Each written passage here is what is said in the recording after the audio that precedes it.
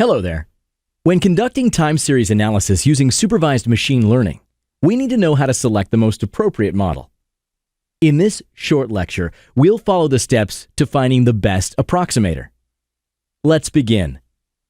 We usually start with a simple model and expand it, as long as it follows several conditions.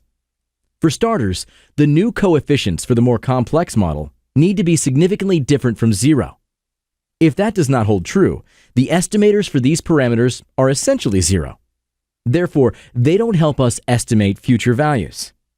This means they hold no predictive powers, so we must omit them and revert back to the simpler model. Secondly, we want our model to be parsimonious, or in other words, as simple as possible. Generally, we prefer using a simpler model to a more complicated one, unless the latter provides significantly better predictions. To determine whether the predictions are significantly better, we introduce a statistical test called the log likelihood ratio test. However, the LLR test can only be applied to models with different degrees of freedom. Thus, when comparing several models with the same total number of required lags, we need to compare the information criteria of each one.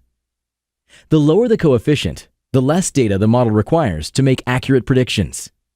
The two most prominent measurements of the kind are the AIC and BIC.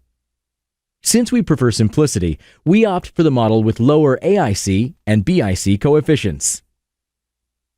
Right. Next, if our model fits well, there should be no trend we have failed to account for. Therefore, the residuals for the model should resemble white noise. So we can conclude there is no other pattern we can account for without overtraining our model. Just a short note. By overtrain, we mean that our model describes the given data too well and might perform underwhelmingly against a different data set. Great. These are the pillars of autocorrelation and the different ways to measure it. Now we can jump ahead and start learning different models. In the next section, we're going to introduce what an autoregressive model is, what its order represents, and how to choose the correct one. See you all there, and thanks for watching.